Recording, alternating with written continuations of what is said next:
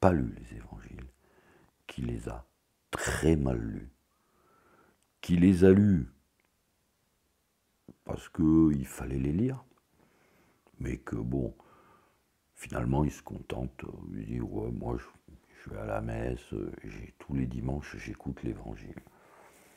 Ouais. Ouais. De toute façon,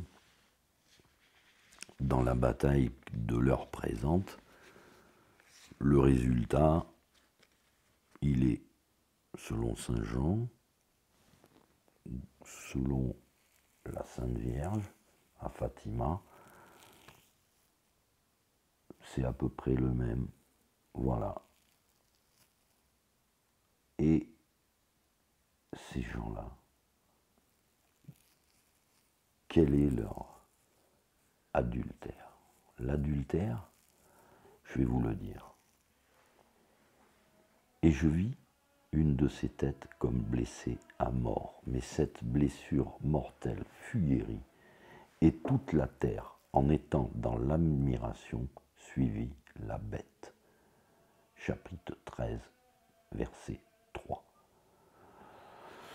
Cette blessure guérie, c'est l'idolâtrie. C'est pour ça que j'emploie le terme adultère, puisque la femme adulte, l'adultère, l'idolâtrie était un adultère.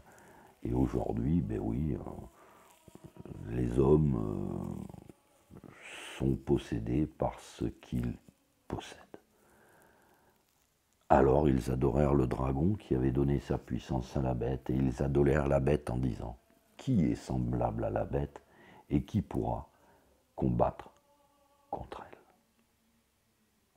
Est-ce qu'on peut la battre? Est-ce qu'on peut la combattre, cette bête? La suite, blasphémer contre Dieu, son nom, son tabernacle et ceux qui habitent dans le ciel. Donc, l'idolâtrie. L'idolâtrie, c'est pas compliqué. Hein. Vous avez eu une double mascarade, une panthéonisation. Bon, on en a eu deux coups sur coup. C'est assez marrant parce que ils ont mis Robert Badinter, qui est celui qui a sauvé la vie des criminels, à côté de Simone Veil, celle qui a enlevé la vie aux innocents. Vous voyez, Dieu a de l'humour, il a énormément d'humour. Je ne citerai pas Manoukian, communiste, etc., puisque je veux dire, de toute façon, capitalisme et communisme sont les deux faces d'une même farce. L'un tue l'autre, on s'entretue dans une politique qui est savamment dosée, distillée, inoculée dans les têtes depuis plus d'un siècle par ces gens que je dénonce là. Voilà. Par ces gens qui ont fabriqué cette société où vous voyez des imbéciles, je ne sais pas, faire de l'électricité en vélo, j'épaissis le trait, pour sauver la planète et faire moins, décarboner la planète. Voilà. Décarboner. Depuis qu'il y a plus de carbone, il y a moins de gens qui meurent de faim, mais rassurez-vous, le diable est en train de détruire l'agriculture européenne dans son ensemble, grâce à nos merveilleuses institutions européennes qui ont été mises en place par les gens que vous retrouverez donc dans ma plaquette. Voilà, je les ai dénoncés, le boulot est fait, tranquille. Donc, vous voyez, la famine, c'est bien puisque le carbone est en train de recréer, revégétaliser des zones où les gens avaient faim. Et là où nous sommes dans l'opulence, le diable est en train de tout détruire. Voilà, tout. Et on pourra manifester, on pourra faire ça ne changera rien. Il y aura une famine, il y aura une épidémie, il y aura une guerre civile. Comme l'a dit la Sainte Vierge à la Salette, pour un temps, Dieu oubliera les Français et les Italiens qui vont s'entretuer entre eux, parce que les hommes ne lisent plus, ne connaissent plus l'Évangile. Donc, l'Évangile, on a quelques exemplaires. Je n'ai pas beaucoup d'illusions, c'est pour ça que j'en ai fait imprimer que 100 dans une version économique et 100 dans une version un peu plus belle. J'aime bien les livres, voyez, comme ça, là, avec du tissu, là, voilà. Donc, voilà ce qui va arriver. Je pourrais rééditer, même si des fois, bon, ça coûte un peu plus cher, mais si déjà je pourrais compiler tous les articles aussi que j'ai écrits concernant tout ce qui va arriver. C'est beaucoup mieux de le dire avant que ça arrive, plutôt que de regarder tous ces lanceurs d'alerte et autres dissidents qui braillent une fois que la foire est terminée et qui appellent tout le monde à ramasser les bouses. C'est après la foire qu'on ramasse les bouses. Bref, c'est à la fin du bal qu'on paye les musiciens. Donc oui, catastrophe qui va arriver inéluctablement, prévue, qui se produit. Alors certains voudraient que ça aille plus vite, d'autres, moi je ne suis pas pressé, franchement, sincèrement. Je préfère m'entraîner, si vous voulez, à la déconsommation. Et croyez-moi, c'est très très long. Sans l'exercice à la déconsommation, tiens, il y a l'aviation qui nous attaque. Le volet de la maison qui tombe. Oh, tu aurais pu ouvrir les deux volets même. On aura assez de lumière là? Le soleil était moins intéressant. On aura assez de lumière là? Oui, bah, j'ai juste en... Bon. Donc, nous voilà arrivés donc un peu sur la troisième partie de cet apocalypse, donc conséquences. Voilà, je vous cite des conséquences, des causes et des conséquences. Voilà. Après, je ne veux pas me disputer avec personne, ceux qui veulent l'entendre, ou le vérifier, l'étudier, je peux donner des preuves de ce que je dis, pas de problème. Et donc, nous voilà rendus, et les gens me disent, oui, mais qu'est-ce qu'il faut faire? Ah, qu'est-ce qu'il faut faire? Bon. Alors, je pense que... Ah oui, lire l'Évangile, ça c'est évident, parce que quelqu'un qui n'a pas lu l'Évangile, si vous essayez de l'appliquer, vous n'allez pas vous comprendre. Donc voilà, c'est mieux de dire à quelqu'un, écoute, lis l'Évangile, et puis après, tu comprendras mieux les bêtises que je te dis et celles que tu dis. Bon. Donc, j'ai remarqué que, bon, j'écoute un peu les sermons, donc si les gens se souviennent, il y a 2 carèmes, on avait fait une collecte. On avait fait une collecte sur le bistrot de l'Apocalypse avec Pierre, en demandant aux gens d'offrir des jours de jeûne, au bon Dieu, un peu. Il y en a qui font une heure sainte. C'est bien aussi, une heure sainte pour veiller avec le Christ au Gethsémani, mais... Et puis il y a aussi autre chose qui est pas mal aussi, donc vous savez, quand les gens vous leur faites du bien, ils vous rendent du mal, ben, quelque part offrez-le au bon Dieu, pour le carême. On arrive au temps de carême, donc il y a bien entendu donc l'épître de l'hymne à la charité, juste avant l'entrée du carême, où les prêtres font une apologie. Donc j'ai écouté certains prêtres, bon, je ne commente pas, je veux pas, c'est pas mon truc, je veux juste compléter un truc que j'ai pas remarqué, quoi. Où on dit aux gens la charité, bah oui, de la foi, l'espérance et la charité est la plus grande, parce que quand vous serez au ciel, vous n'aurez plus besoin de la foi, vous n'aurez plus besoin de l'espérance, et il ne restera que la charité. Voilà pourquoi c'est la plus grande des trois vertus. Donc, ceci entendu, qu'est-ce que la charité? Bon, la charité, vous savez, c'est très simple. J'ai été étonné, puisque personne, j'ai écouté ces prêtres, c'est pas sur celui-là, vous le trouverez. Alors, vous savez, ce livre est rangé, et vous avez à la fin la table de matière de toutes les paraboles, le paraplégique, etc. Et moi, je parlerai de la veuve qui monte au temple, qui met 2 petites pièces dans le tronc. Et là, le Christ dit, vous voyez, cette pauvre veuve, elle a donné plus que tous ces riches qui sont là, parce que elle a donné de son nécessaire. Donc, la première chose, si vous voulez vous entraîner à la charité, je dirais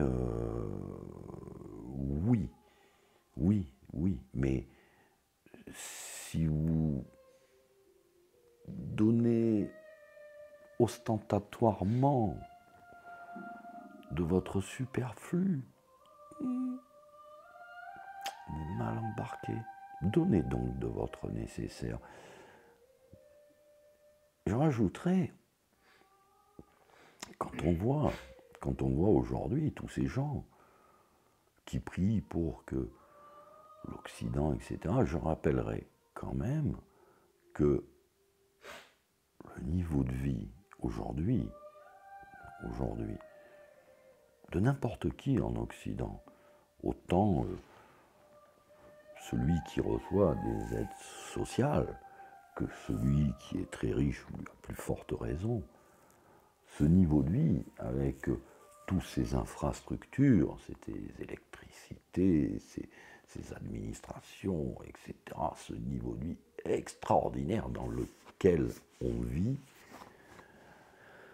nécessite obligatoirement qu'il y ait des enfants qui aillent dans des mines de charbon, dans des mines de mica, qui a ramassé dans l'agriculture, dans l'industrie, qui cousent des chaussures dans des caves au Pakistan pour Nike ou Adidas, et pour que vos dieux, que vous idolâtrez du sport, du stade, vos dieux du stade puissent vivre avec des niveaux de vie qui dépassent complètement l'indécence, au-delà du...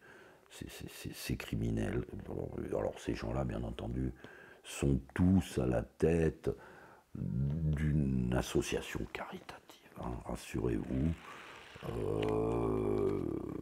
L'indécence a parfois, je dirais, un cache-sexe. Voilà. Moi, je suis pas nudiste, vous avez vu, j'ai un string. Voilà. Je vois que cette image de ces gens-là qui se prétendent pas nudistes. Non, ils ne se repentirent point de leurs impudicités. Oui, quelle impudicité, c'est ça l'impudicité. Volerie, oui, c'est ça, volerie. Meurtre, ah oui, non, parce que pour qu'on ait ce niveau de vie, là, nous, occidentaux, on peut feindre d'ignorer ce qu'a fait,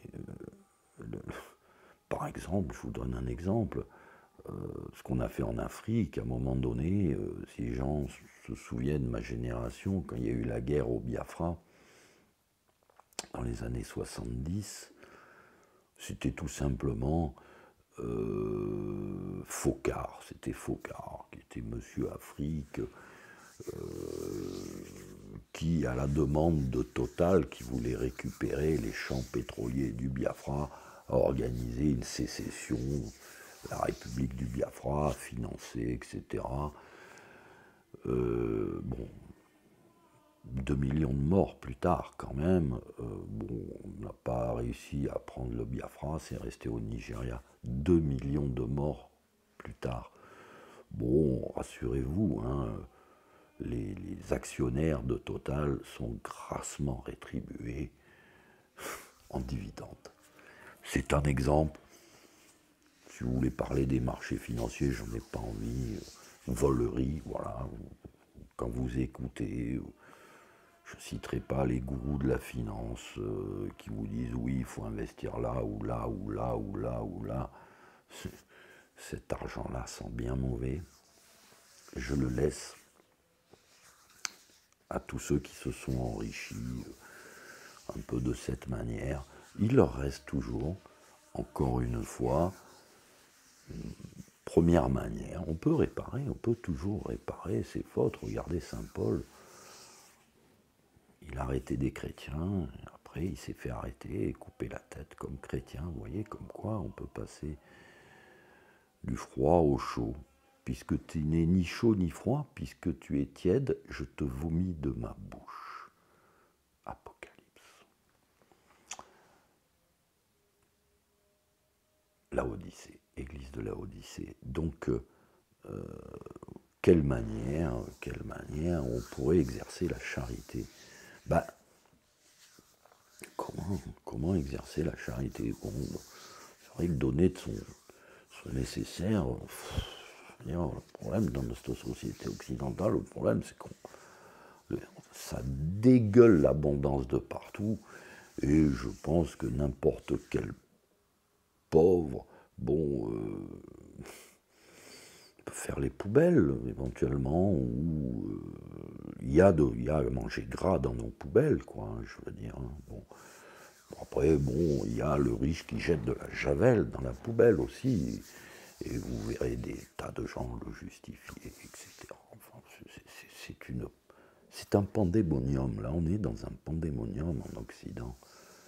On est dans un pandémonium. Donc la charité, il faut que je revienne sans arrêt sur la charité. Donc la charité,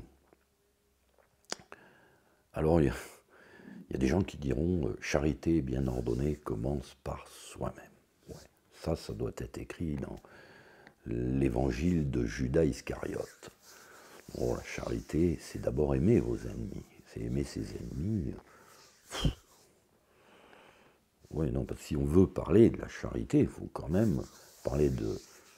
C'est bien, l'hymne à la charité, mais on peut relire également les commentaires du Sermon sur la montagne avec beaucoup de profit sur ce qu'est la charité selon les béatitudes. Aimez vos ennemis. Si on donne une gifle sur la joue droite, tendez la joue gauche. Alors tendons la joue gauche. Tendons-la, et si des fois vous essayez d'être charitable et que d'un coup vous trouvez quelqu'un d'abominable qui vous gifle, tendez la joue gauche. Tendez la joue gauche. On arrive de toute façon là, pendant le carême, à un moment où effectivement, charité bien ordonnée commence par soi-même, et la première d'ailleurs, c'est d'aller se confesser. D'aller se confesser. Bon, j'en connais certains. Alors qui, quoi, comment? Écoutez bien. Je vais parler on va dire, de cette confession qui peut nous ramener vers la charité, mais celle que, allez, certains ne vont pas à l'église parce qu'ils estiment qu'il n'y a plus d'église, mais qui s'estiment catholiques et droit dans leurs bottes. Je leur dirais, écoutez, déjà, vous n'avez pas besoin d'un prêtre éventuellement pour connaître les conditions du tribunal de pénitence pour obtenir l'absolution. Bon, les prêtres ne sont pas méchants, ils sont bien gentils aujourd'hui, parce que normalement, il y a 3 conditions dans la faute. La contrition. C'est dur des fois de regretter ses péchés. La réparation. La réparation. Et ça, je suis étonné. Je suis étonné. La réparation.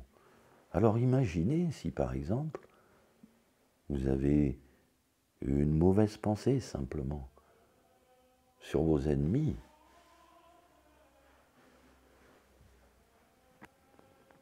Bon, mais sur vos amis, dans vos familles, comment? Il faut réparer. Il faut absolument réparer, sinon il n'y a pas d'absolution. Il n'y a pas. Et puis le ferme propos.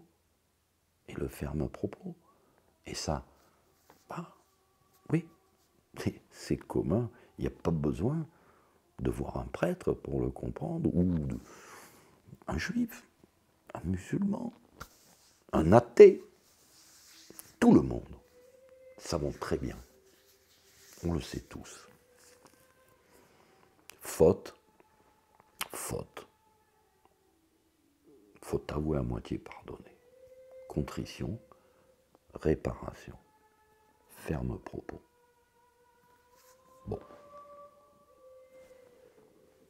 J'imagine qu'il y en a qui vont me sniper. J'ai écouté. Moi, personnellement, j'irai faire mes Pâques chez Monsieur l'abbé Roger, à Rennes. Et le cœur léger, je communierai. Le cœur léger, oui. Oui, parce que j'irai au tribunal de la pénitence, bien entendu. Après 40 jours de méditation et de jeûne, je pense qu'on... et de regret de ses fautes, parce que approcher un tribunal de la pénitence, qu'on se prétende protestant, et admettons qu'on peut y aller sans sacrement. Mais comment on peut y aller en pleurant nos fautes sans les réparer? Quand on peut. Des fois, une simple excuse, des fois, éviter de s'attaquer frontalement aux gens qu'on haït, ça sert à rien de vous attaquer. Je vois d'ici des gens qui vont dire « Ouais, tu vas aimer Macron ». Ouais, je l'aime, puisque de toute façon, malgré tout ce qu'il fait, à minima, je ne m'y intéresse pas. Je lui souhaite bon vent, et puis, quelque part, des fois, vous savez, a-t-il été le fléau de Dieu? Peut-être qu'aujourd'hui, tous ces gens qui vous gouvernent sont peut-être des fléaux mérités. Donc oui, en ce sens, oui, je n'ai pas d'animosité, personnellement, ni sympathie. Sympathie, non. En tant qu'être humain, mais Poutine, Trump, Biden, etc. Non, leurs pitreries sont marrantes, mais... enfin, désolantes aussi, puisque ça va mal finir. Mais bon, non. De haine, non. On me donnerait un pistolet, Macron. En toute impunité, je pourrais... Je le ferai surtout pas. Mais surtout pas. Jamais attenter à la vie de qui que ce soit. Jamais, jamais, jamais. Non.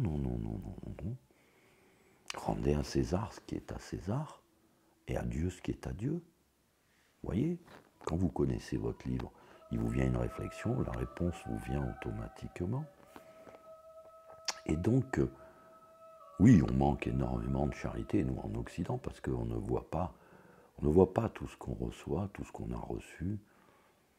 Généralement, d'ailleurs, les gens sont intarissables sur leur malheur, mais je ne les vois pas souvent remercier et bénir le ciel de ce qu'ils ont, fût-il si peu à la limite, mais au moins, au lieu de se plaindre de ce qu'on n'a pas, bénissons, remercions. Dieu donne, Dieu reprend, béni soit le nom du Seigneur. Oui, c'est le livre de Job. Donc voilà ce que c'est. Job, le saint Job, c'est merveilleux. Dieu donne, Dieu reprend. J'ai été le plus riche, je suis le plus pauvre, sur mon tas de fumier. avec mes faux amis qui m'accablent, ben avec un bout de terre, je gratte le pu qui sort de mes pustules et je dis, Dieu donne, Dieu reprend, béni soit le nom du Seigneur. Parce que souvent on reçoit la charité et on ne la voit pas. Et on la reçoit souvent de qui on ne s'attend pas.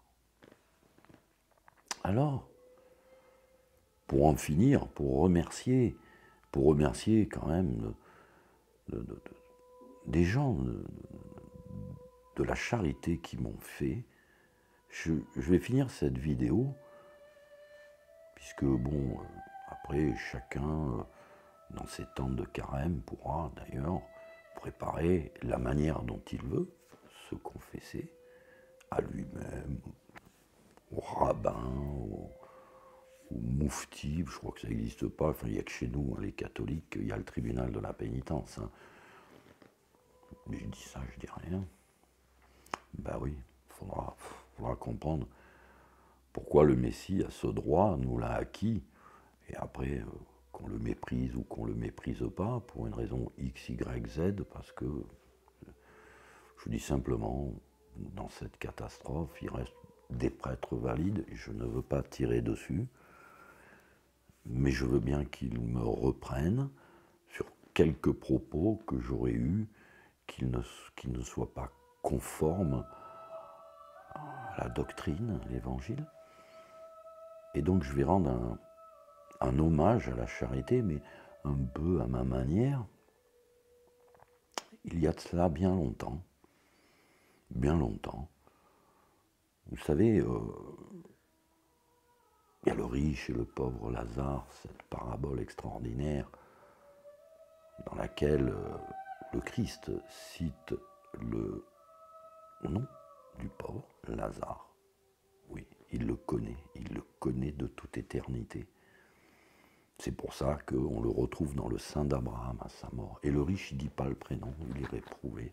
Pourquoi ? Parce que toutes ces paraboles se passent souvent en corrélation avec les repas à la table. Et donc, parce que le riche n'accordait même pas les miettes de sa table au pauvre Lazare qui croupissait devant sa porte.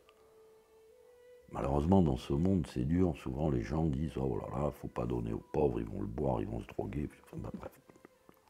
Le pauvre Lazare, de toute façon, on en a partout aujourd'hui. Ça va être extraordinaire pendant ces Jeux Olympiques. Et puis après aussi, des pauvres, on ne sait plus quoi en faire. C'est la honte des pays riches. Pour mémoire, enfin, je rappellerai quand même que, comme par hasard, le pays le plus orgueilleux, la perfide Albion, se retrouve aujourd'hui avec une recrudescence de scorbut, de gale et de rachitisme. Les maladies qu'on n'avait pas vues depuis l'ère victorienne et qui sont les maladies des misérables. Ouais, c'est ça. Vous voyez ?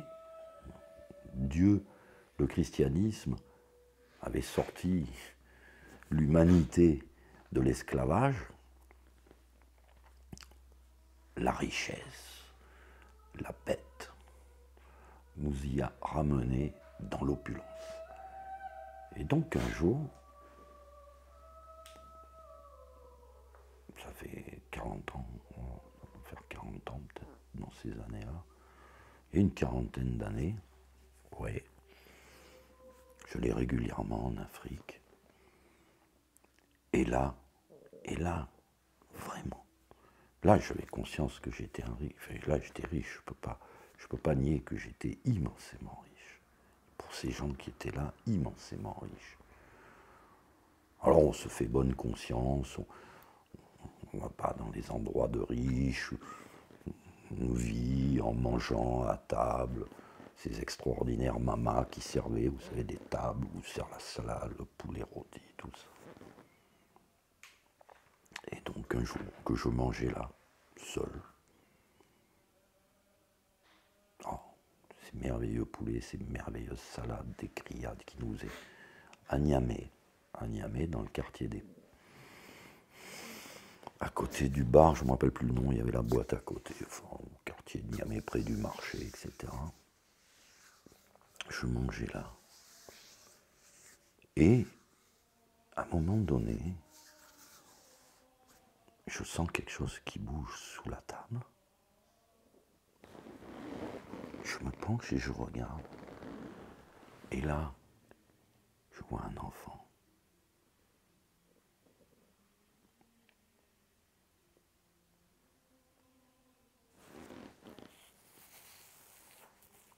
Qui avait le sourire. Et la femme me dit, donnez-lui les os. Donnez-lui vos restes. Ah ouais. Il a fallu que j'aille en Afrique. Parce que cet enfant, c'était le Christ. Je ne l'avais jamais rencontré en Occident. Il a fallu que j'aille là. Je l'ai vu.